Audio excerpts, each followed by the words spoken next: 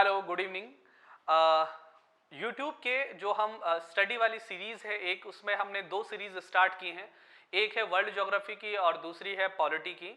World geography में 3 part हम पहले डाल चुके हैं। 3 पार्ट जो रहे हैं वो रहे हैं यूनिवर्स वाले चैप्टर के 2 पार्ट रहे हैं। नॉर्थ अमेरिका कॉन्टिनेंट का 1 पार्ट रहा है। नॉर्थ अमेरिका कॉन्टिनेंट का 1 पार्ट और आएगा जिसमें उसके नॉर्थ अमेरिका कॉन्टिनेंट में जो वहाँ का क्रॉप साइकिल है, जो वहाँ के मिनरल्स हैं, इंपॉर्टेंट इंडस्ट्री प्लेसेस हैं, उनसे रिलेटेड वीडियो डाला जाएगा। और आज जो हम थर्ड चैप्टर स्टार्ट करने जा रहे हैं वर्ल्ड ज्योग्राफी में, वो हम स्टार्ट करने जा रहे हैं continental drift theory end plate tectonic theory, और उससे जुड़े हुए जितने भी डायमेंशन हैं उन सब पर आज हम बात करेंगे डिटेल में।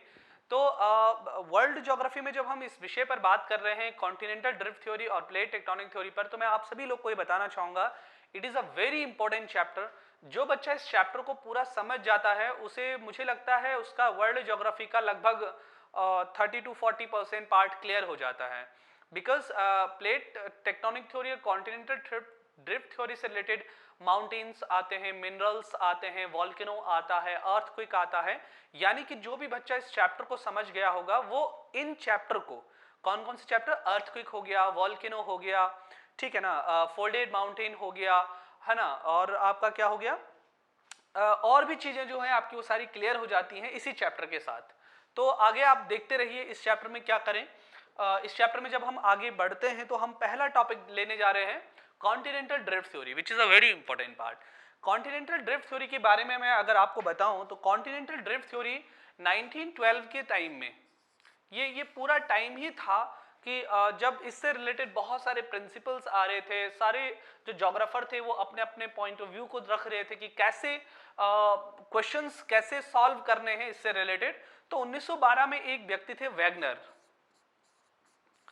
वैगनर ने क्या किया, कॉन्टिनेंटल ड्रिफ्ट थ्योरी दिया। अब आप सोचेंगे कॉन्टिनेंटल ड्रिफ्ट थ्योरी क्या है, तो क्वेश्चन ये है कि सारे ज्योग्राफर के सामने क्या हुआ कि जो 20th सेंचुरी वाला जो टाइम पीरियड था, यानी जब हम 19th सेंचुरी के लास्ट में थे, 1850 के बाद वाले टाइम में, तो लगभग पूरी दुनिया में वर्ल्ड का मैप सामने आने लगा। वर्ल्ड का मैप जान रहे हैं ना, ये मैप बनकर सामने आने लगा, ठीक है। तो जब ये मैप वर्ल्ड दुनिया के सामने आने लगा ना, तो क्वेश्चन ये था कि भाई वर्ल्ड में ये सारा का सारा कॉन्टिनेंट ऐसा कैसे बिखर गया। बिखरने का मतलब समझ रहे हैं ना, ये रशिया एशिया कॉन्टिनेंट ऊपर कैसे है, ये अफ्रीका कॉन्टिनेंट यहाँ कैसे, ये ऑस्ट्रेलिया यहाँ कैसे चला गया है, साउथ अमेरिका कॉन्टिनेंट यहाँ क्यों है, ये नॉर्थ अमेरिका कॉन्टिनेंट यहाँ क्यों है।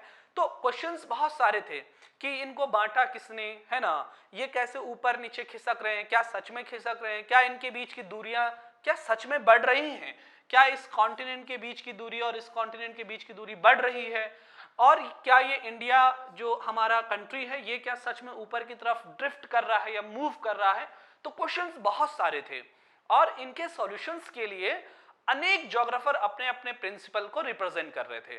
तो उन्हीं प्रिंसिपल्स में से एक जो प्रिंसिपल, एक सिद्धांत, एक थ्योरी जो रिप्रेजेंट की, वो की वैगनर ने। और वैगनर ने उसी थ्योरी को नाम दिया कॉन्टिनेंटल ड्रिफ्ट थ्योरी। हिंदी में से बोलते हैं महाद्वीपीय विस्थापन सिद्धांत।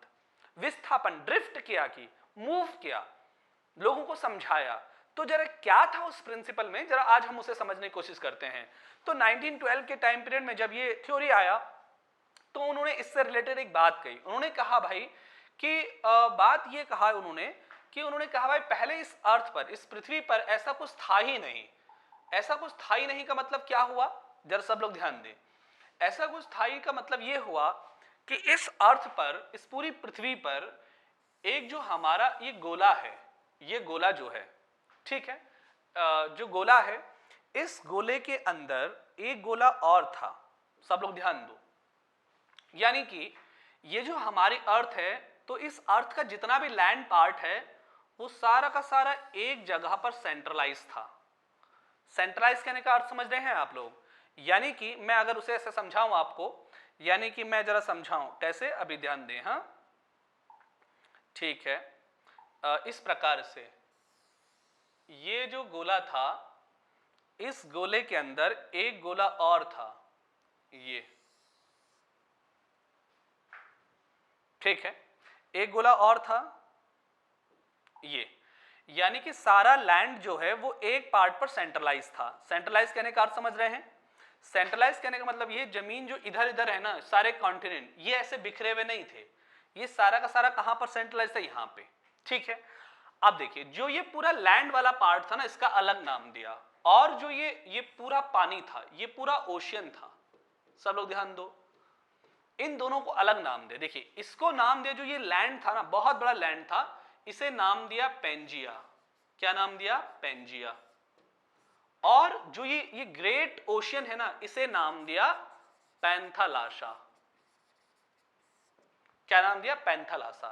पेंजिया और पैंथालाशा, ये दो नाम दिए इस प्रकार से।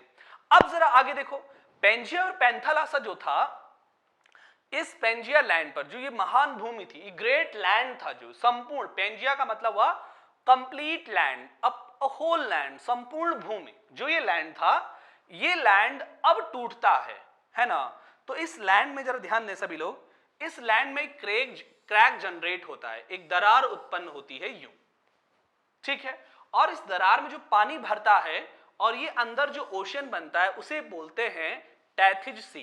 क्या बोलते हैं? टैथिज सी, यानी टैथिज सागर। इसी में आज प्रेजेंट टाइम का हिमालय क्या है, ओरिजिनेट हो रखा है। इसी टैथिज सी में बना है। वो कैसे बना है, क्या बना है, उससे रिलेटेड जो थ्योरी है वो हम पढ़ते हैं इंडियन ज्योग्राफी में, जब हम पढ़ते हैं ओरिजिन ऑफ हिमालय। ठीक है, और ये जो होल लैंड था ना, ये पेंजिया जो था ना, वो दो पार्ट में टूट गया। सब लोग ध्यान दें, कितने पार्ट में टूट गया? दो, एक और दो। इन दोनों पार्ट को क्या नाम दिए गए? अंगारा लैंड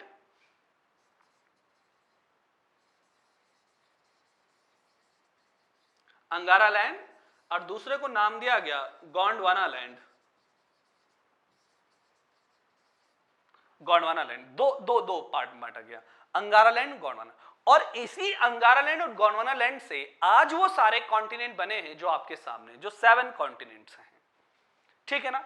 ये थ्योरी कौन दे रहे थे? वैगनर। वैगनर मूलतः एक क्लाइमेटोलॉजिस्ट थे, यानी एक मौसम विज्ञान के अध्ययन करने वाले थे। तो जब उन्होंने मौसम विज्ञान का अध्ययन किया ना, तो उन्होंने बहुत सारी चीजें ऐसी पाई कि जिनके बारे में हम आगे जिक्र करेंगे। उन्हें एविडेंसेस भी बोलते हैं, वैगनर के एविडेंस, साक्ष्य बोलते हैं उन्हें। तो उनसे रिलेटेड जो बातें थी वो सारे के सारे हम यहाँ डिस्कस करेंगे।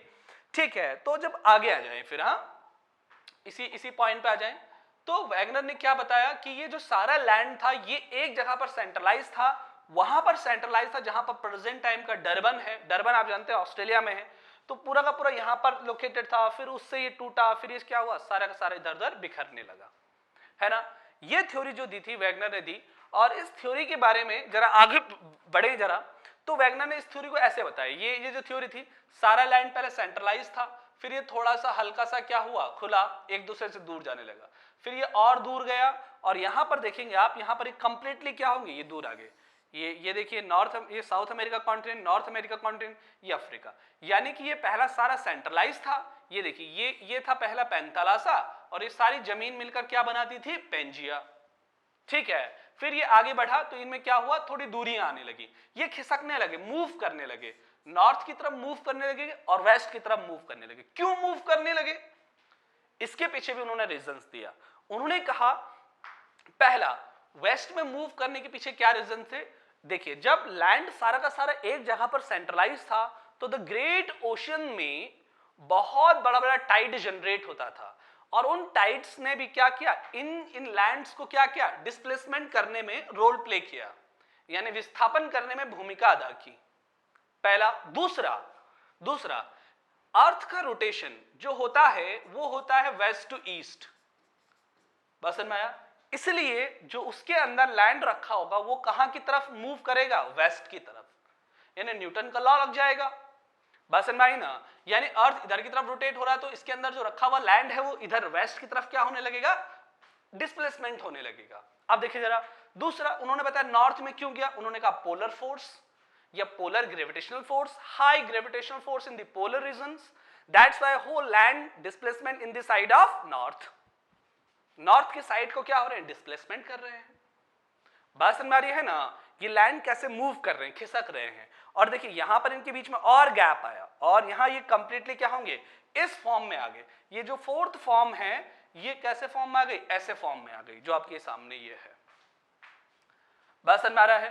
तो वैगनर ने ये थ्योरी रखी। अब वैगनर के भाई एविडेंस पूछे गए कि वैगनर साहब आपके क्या क्या एविडेंस हैं कि जिससे ये बता सकते हैं आप कि भाई ये सारा का सारा लैंड यहां पर है, यहां पर था पहले, है ना, पूरे ग्लोब पर यहां पर था, ये पूरा लैंड यहां पर था। क्या एविडेंस है आपके पास ऐसे?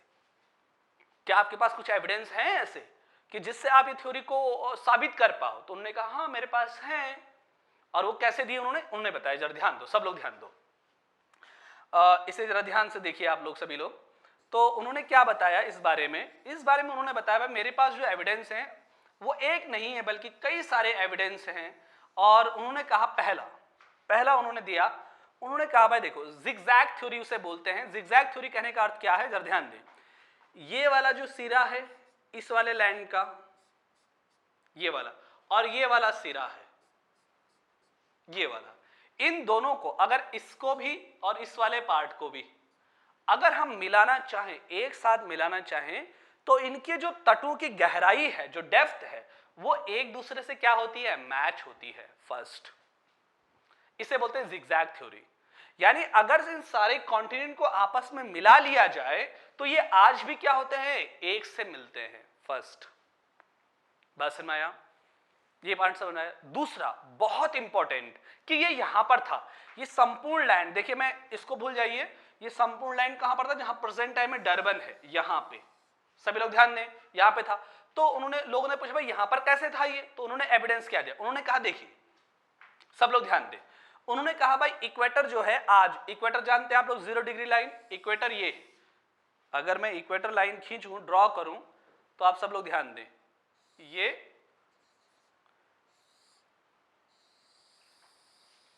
कुछ इस प्रकार से होगी इक्वेटर, ठीक है, इक्वेटर कुछ इस प्रकार से होगी। अब जरा सब लोग ध्यान दें, उन्होंने कहा कि देखिए जब ये वाला पार्ट इस पृथ्वी, जब ये पूरा गोला, ये पेंजिया यहां पर रहा होगा, ठीक है, तो देखिए ये ट्रॉपिक ऑफ कैंसर रहा होगा उसका, फिर ट्रॉपिक ऑफ क्या रहा होगा, सॉरी इक्वेटर रहा होगा, ऐसे ये इक्वेटर रहा होगा, और ये क्या रहा होगा, ट्रॉपिक ऑफ कैप्रिकॉर्न, ऐसे रहा होगा ना, ठीक है। अब जरा ध्यान दें क्या हुआ होगा, इस वाले रीजन्स में, जो ये लैंड का जो ये वाला रीजन है, इक्वेटर वाला रीजन है, ये वाला जो रीजन है, इसमें क्या होता होगा, बहुत ज्यादा बारिश होता होगा, बहुत ज्यादा बारिश होने से बहुत बड़े बड़े पेड़ होते होंगे, वो पेड़ जब दबे होंगे नीचे तो उनसे कोयला फॉर्मेशन हुआ होगा।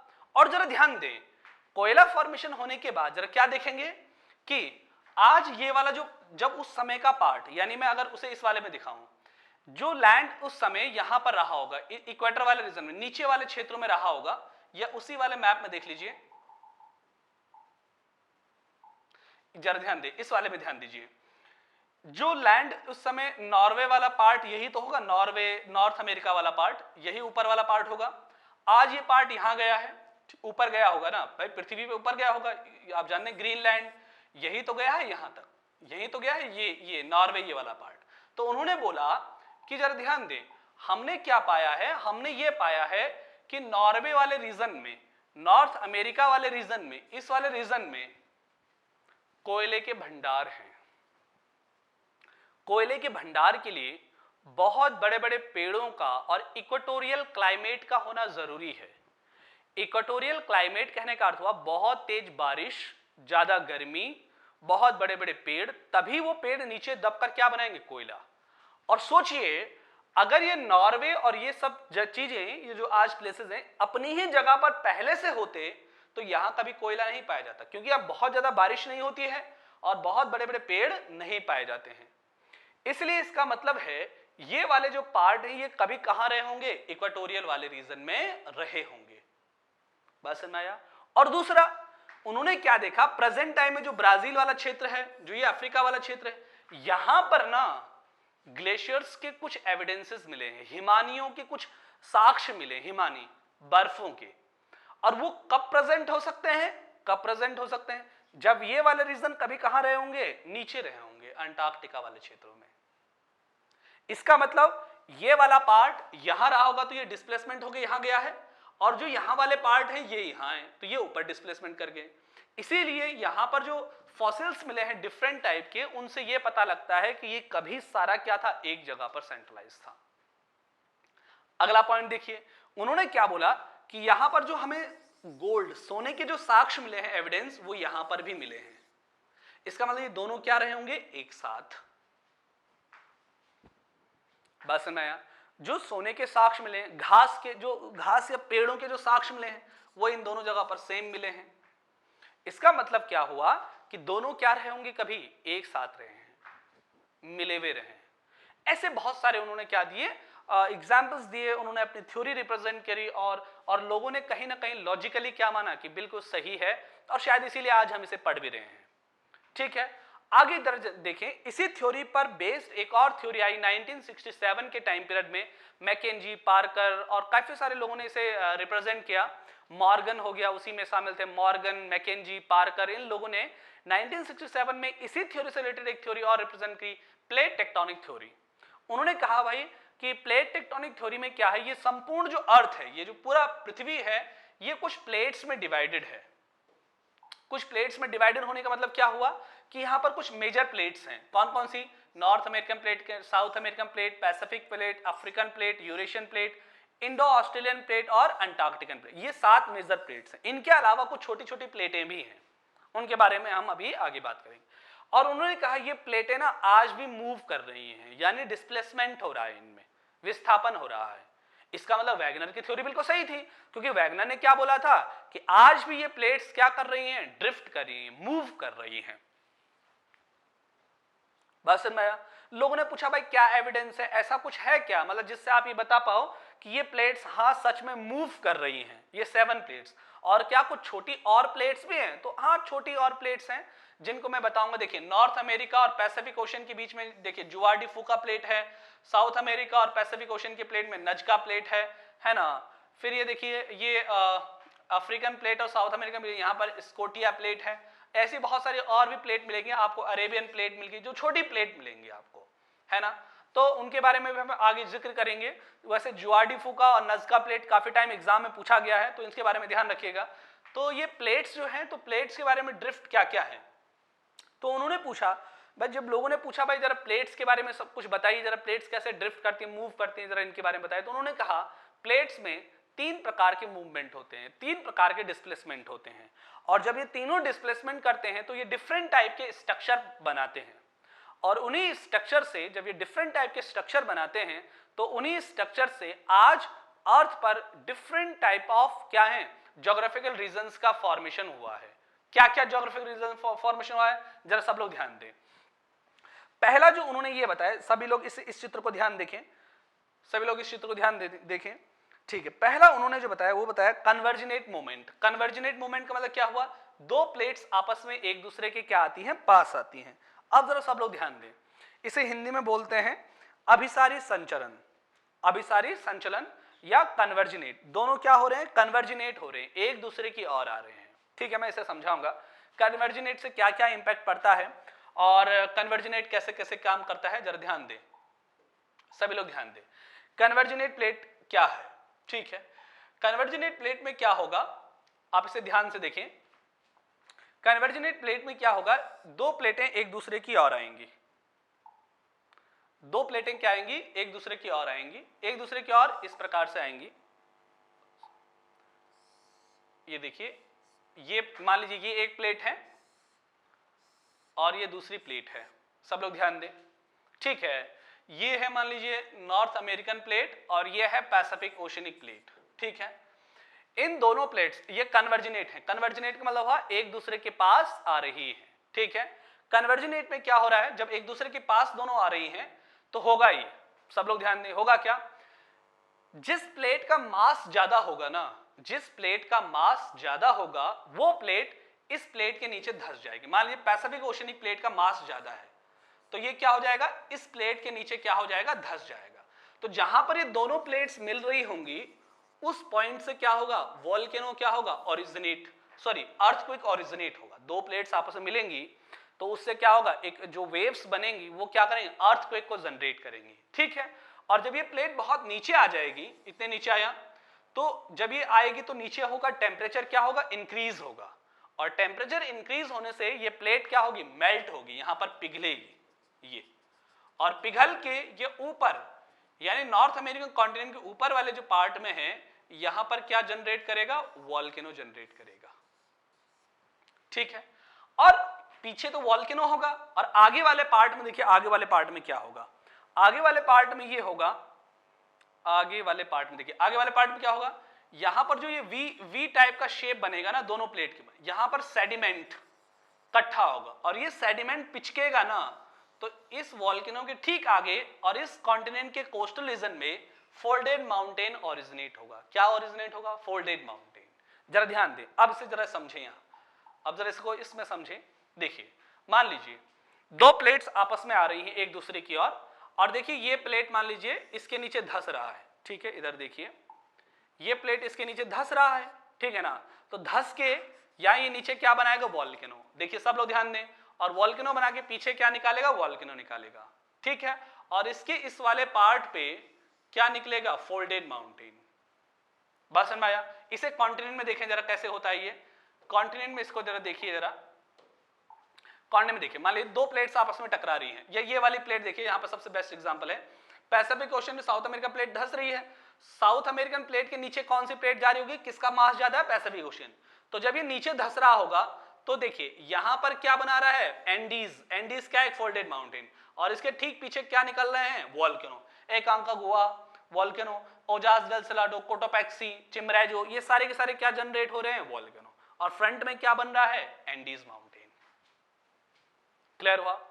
दूसरा उन्होंने डिस्प्लेसमेंट कौन सा बताया, एक हो गया कन्वर्जिनेट, एक हो गया डाइवर्जिनेट। डाइवर्जिनेट जरा सब लोग ध्यान दें, डाइवर्जिनेट में क्या होगा, डाइवर्जिनेट में क्या होगा, दोनों क्या होंगे, एक दूसरे से दूर जाएंगे, ये और ये। दूर जाने पे क्या होगा, इनके बीच में जो खाई बनेगी, यहां से क्या निकलेगा, वॉल्केनो, और यहां पर क्या होगा, एक न्यू लैंड का फॉर्मेशन होगा। भाई जब नीचे से बहुत सारा क्या आएगा, वॉल्केनो आएगा, दोनों देखिए दूर जा रहे हैं, गैप जनरेट हुआ, गैप में क्या आया, वॉल्केनो, और वॉल्केनो वहां पर क्या किया, नए लैंड का फॉर्मेशन। जैसे अंटार्कटिका में, जरा ध्यान दें सब लोग, ध्यान दें इस वाले मैप में, ध्यान दें, यहां पर ध्यान दें। देखिए ये अगर मैं इसे ऐसे बताऊं, जरा सब लोग ध्यान दें, हाँ ये यहां पर देखिए सभी लोग, कहां पर डाइवर्जिनेट हो रहा है, डाइवर्जिनेट कहां पर हो रहा है, जरा ध्यान दें। ये प्लेट जा रहा है इधर, ये प्लेट जा रहा है इधर, तो बीच में क्या हो रहा है, गैप जनरेट हो रहा है, और उस गैप में क्या हो रहा है, नए वॉल्केनो का उद्भव हो रहा है, ओरिजिन हो रहा है, और वहां पर क्या हो रहा है, नए लैंड का फॉर्मेशन हो रहा है, ठीक है। और तीसरा होता है, जो तीसरा टाइप का मोमेंट होता है, वो होता है पैरेलल। दोनों प्लेट्स एक दूसरे के समानांतर जाती है। कैसे, देखिए ये भी इधर जा रहा है, ये भी इधर जा रहा है, तो इसे क्या बोला जाता है, पैरेलल मूवमेंट। इसमें किसी भी प्रकार की कोई हानि नहीं होती है, और न ही कोई नया स्ट्रक्चर फॉर्मेशन होता है। डाइवर्जिनेट और कन्वर्जिनेट मूवमेंट ही क्या है, बहुत इंपॉर्टेंट है, ठीक है। Plate tectonic theory, continental drift theory में आज के लिए इतना ही। इससे रिलेटेड कुछ पॉइंट्स और होंगे, internal structure of the earth होगा, वो भी हम आगे डिस्कस करेंगे। चलिए ठीक है।